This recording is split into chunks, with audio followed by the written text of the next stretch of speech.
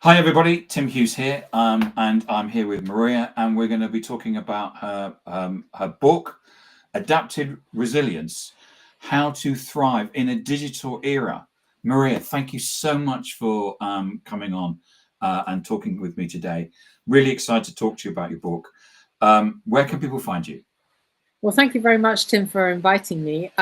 So I'm on LinkedIn, and I also have a website, SantaCaterinaConsulting.com, www.SantaCaterinaConsulting.com. It's on my LinkedIn profile as well. And just to remind us, how do we pronounce your second name? It's Maria Santacaterina.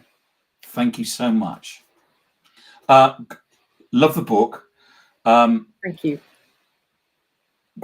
We were talking just before we came live about how in the world of AI, there seems to be this polarization, isn't there, between AI is going to automate everything, to the other side, which is I don't like AI because I don't really understand it. But what I found about your book was that you kind of are bringing this together and trying to give us trying to create this debate in the middle around the 2 points. Tell us what inspired you about the book, and why did you write it? Yeah, so I was really curious about the technology, and I really wanted to understand how it works because it fascinated me. So I went to lots of different conferences, read lots of different books, but I found that everything was centered on the technology, which stands to reason, but then there was nothing about the humans. And I thought, well, this technology is so impactful. It's so powerful. It's going to dramatically change our lives, at work and at play. And I thought, well, there needs to be something written about this. And we need to try to understand how to respond because the technology is becoming more powerful. It's improving every day. I mean, there are innovations all of the time on the tech side. But somehow society is sort of faltering a little and is not quite sure which direction to go in. And individuals, people, groups of people are sort of struggling a little bit to get their heads around it. So I thought it was time to write something and create a strategic roadmap for business leaders to sort of just go through the process of what digital transformation actually means for the enterprise. Because I think that going back 5 years, we were all talking about digital transformation. Now we don't talk about digital transformation, we talk about AI. That's right. But AI forces digital transformation, doesn't it? It does, and it forces a massive rethink of the enterprise. So its role in society, because effectively there's a relationship there. Operationally, how is it going to operate? Because things are changing dramatically fast. And also, for every business, growth and innovation is really important. So how are we going to chart new innovation pathways, new growth pathways? And that also means for people. People are looking for meaningful jobs, meaningful work. That has always been the case. Now we have this new technology. How can we sort of get a finer balance between the twain, and how can people sort of work better with technology instead of being threatened by it? So that was really kind of my quest, is to try to figure that out. So elaborate. Can you elaborate on your core concept of adaptive resilience and how this differs from the traditional notions of resilience? Yeah, well, so for me, adaptive means that you really need to learn how to anticipate any potential risks and challenges, but also the opportunities, because you need to be ready for that. If you're going to seize the opportunities, it stands to reason that you have to also have measures in place to mitigate the risks, and also you need the resilience to overcome the challenges. So adaptive resilience is a kind of a special skill set, I suppose, that we need to develop as human beings, individually and also collectively in the various teams and the collaborations that we have. And then that will also reflect in society. Because in the book you itemize it's the way that you organize it in terms of chapters, in terms of vision, strategy, culture, growth, innovation, transformation, governance, sustainability, and evolution. Yes, so I just imagined having a blank piece of paper, and if I'm going to build an enterprise, how shall I do it? Well, first of all, I need to start with a vision. What is my enterprise about? And in that particular chapter, I was looking specifically at the human-AI relationship. So everybody talks about artificial intelligence. We can debate that point. It's certainly artificial intelligence. I have a question mark over, because it's not conscious. It's not sentient. Intelligence for me has multiple dimensions. It's not just the ability to process data fast. But I know that that's going to be quite controversial. But I think, Maria, that anybody that's used AI in any form knows that it basically spits out the wrong answer, or lies, or, as we kindly say, it hallucinates. Yeah, it was built to mimic human thought patterns and human thought processes as far as we can understand them. And yeah, it gets it wrong because it's using statistical significance and probabilities, and that's supposed to be mimicking our imagination, but I think it's a little bit different. An organic being evolving with evolved intelligence and so forth. Well, and AI has never been punched in the face, and AI has never fallen in love. I mean, these are things that that you cannot build using statistical models. I think it's difficult. I do think it's an arduous task. If you could ever formulate mathematically what consciousness is, which we haven't done yet, I still think it would be a very arduous task. And then, the whole complexity of human values, and we could go on. But effectively, the building blocks of an enterprise are, what is the vision? What is the strategy, and what is the culture? And by culture, I mean, what are your values and your beliefs? And that is kind of the foundation. And if we don't understand what those things are, it's very difficult to then take the journey forward, whereby you're going to grow, innovate, and transform. Because effectively, even though we don't talk about digital transformation anymore, and it's only AI, and now it's AI transformation instead, you're effectively going from a present state, if we want to put it in scientific terms, to a future state.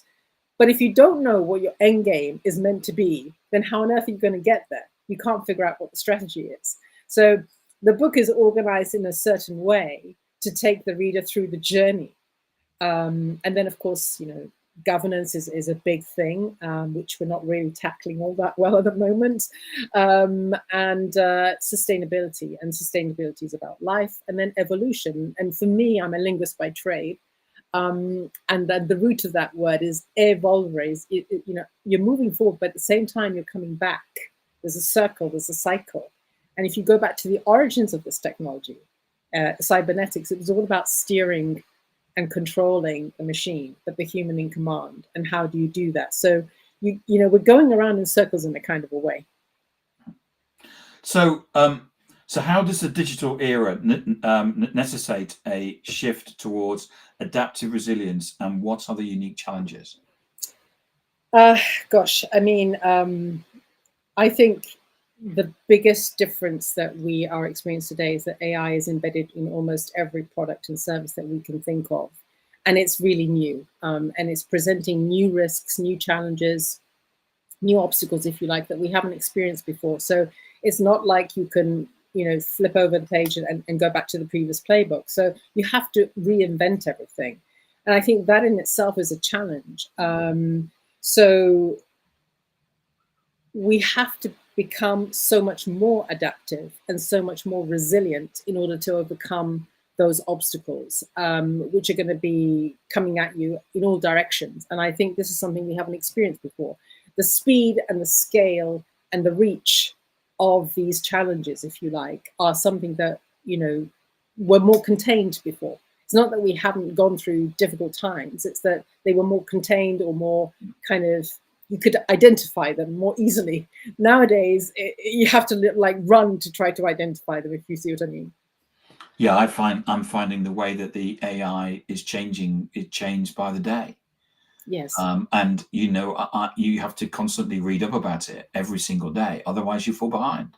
Absolutely, absolutely. And the scientists, I mean, the people working on this, the researchers, they are aware, of course, of the technical limitations and let's say the deficiencies. I mean, the machinery, if you like, is built to mimic a human mind, but we don't actually know what the mind is or how to define it, and so we're guessing. And as a consequence of that, there's lots of experimentation going on, lots of different techniques are being tried to try to overcome some of the issues, for example, hallucinations. But everything that has been tried thus far has not successfully, let's say, resolved it, but also because it's an inbuilt feature. I mean, Geoffrey Hinton, one of the godfathers, as he's called, refers to it as confabulations, but it's inbuilt because they were trying to mimic a human capability, which is so hard to do. Intuition, instinct, our ability to sense. I mean, we have multiple sensory devices. We have smell, we have hearing, we have sight, and our vision is very complex compared to that of the machine. So, I looked into quite a few different dimensions to try to understand this, and I realized that there is a marked distinction between the machine and the human. And if you go back to McCarthy, who in the 50s invented this term, he says it very clearly.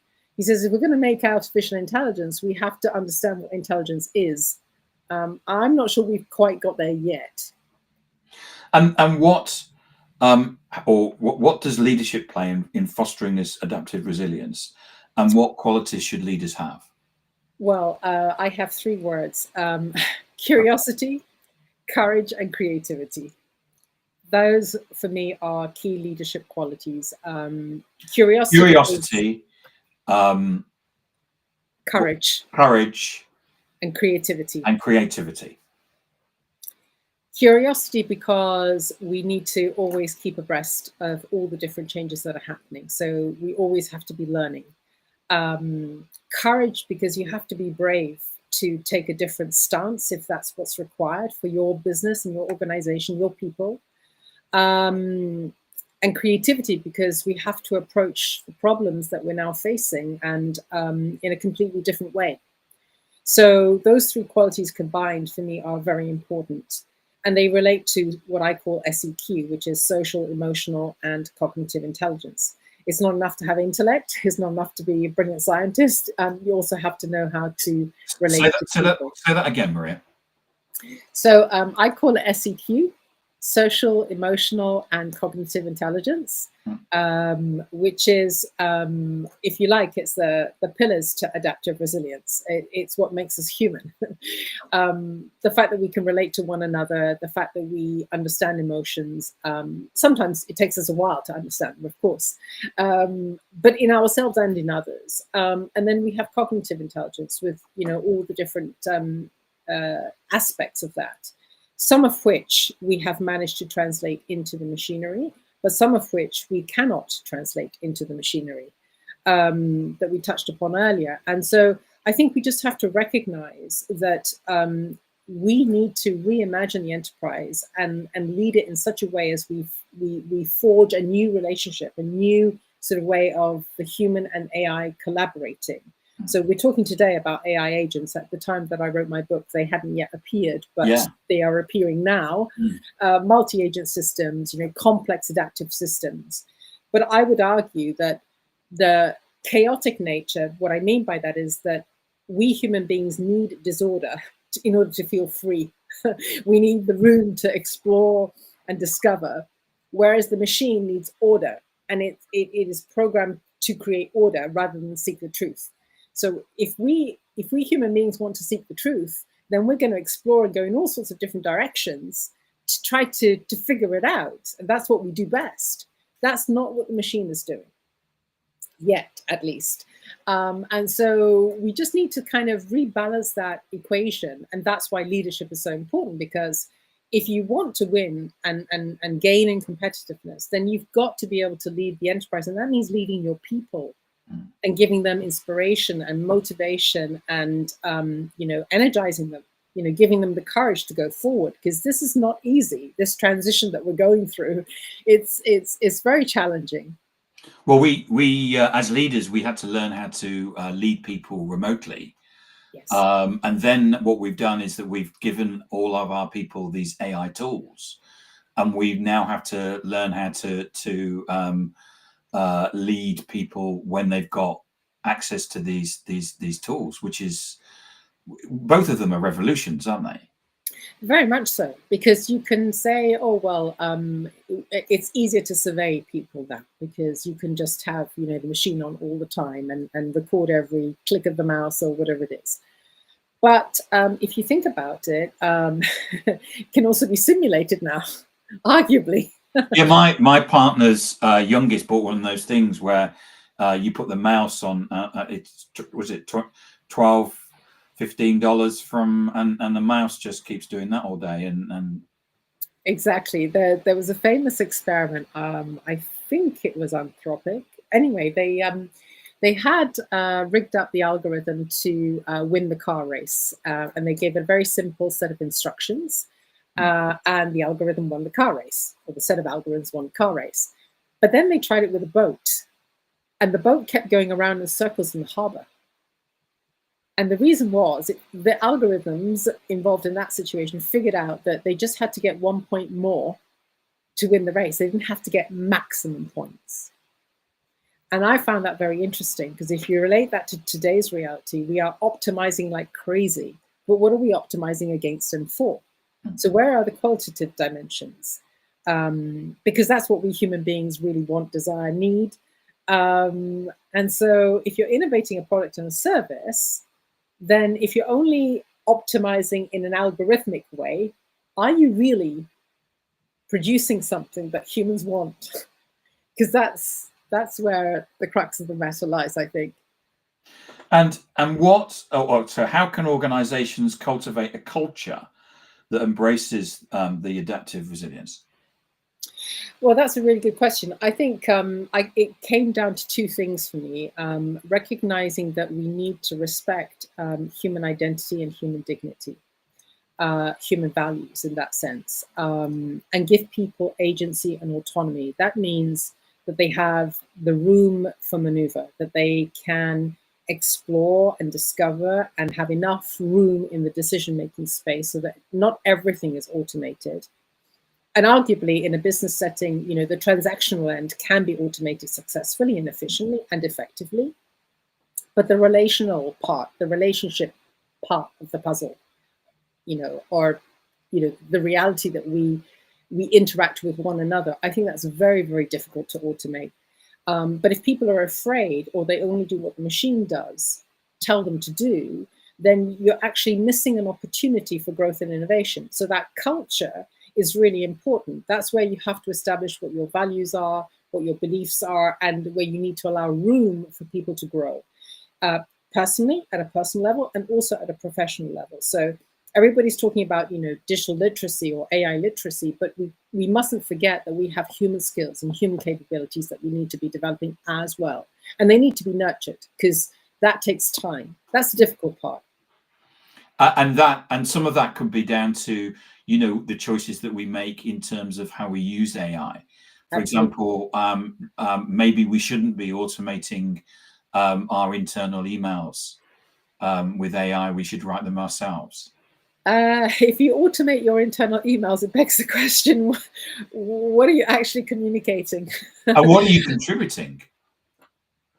Because part of what you talk about is that this is, AI has a place, but as humans, it's about us looking at AI and actually applying it and using our own cognitive thoughts to provide our own piece of innovation as well, isn't it? Yeah, exactly. I mean, if, for example, I can use an AI tool and I can interrogate it and have a dialogue, and it can help me think through things in a much better way, fantastic. But it's, at the end of the day, I have agency and I have autonomy and I have the right to self-determination, because I decide what I will do rather than the algorithm telling me what to do, what to think, and how to think. You don't want to create, they call it the nanny state. You don't want to create the nanny AI. What you want to do is empower people, because that's how you're going to, I believe, have the growth and the innovation and the competitiveness that is required to take you the distance, and the faraway distance as well. Quarterly returns are arguably the objective for many organizations, but those profits will soon evaporate if you don't have anything underpinning them.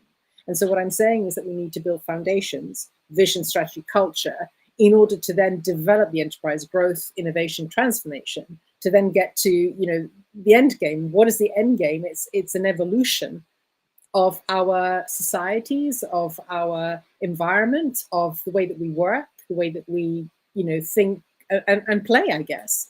But it has to be an evolution. It can't be a, you know, a discontinue. You know, it can't be the end of history, as somebody put it. Yes. Maria, thank you so much for coming on and talking about your book. I could have talked for ages. I've got bookmarks and I haven't even even got there yet. So Maria's book here is Adaptive Resilience: How to Thrive in a Digital Era. And if I wanted to get a copy of this, where could I? Amazon, I guess. Yes, it's on Amazon worldwide and the best bookstores. And if your favorite bookstore hasn't got it, then please do ask them. They can get it very easily from the publisher. And where can we find you, Maria? I'm on LinkedIn, so please do connect with me there, or alternatively, visit my website. And Maria, how do we pronounce your second name? Maria SANTACATERINA. There we go. And it's if anyone's trying to look you up on LinkedIn this very moment, you can see the spelling there. Thank you, Maria. Thank you so much for coming on and talking to us today. Thank you, Tony. It's been great to speak. An insightful conversation. Thank you very, very much. I really appreciate it.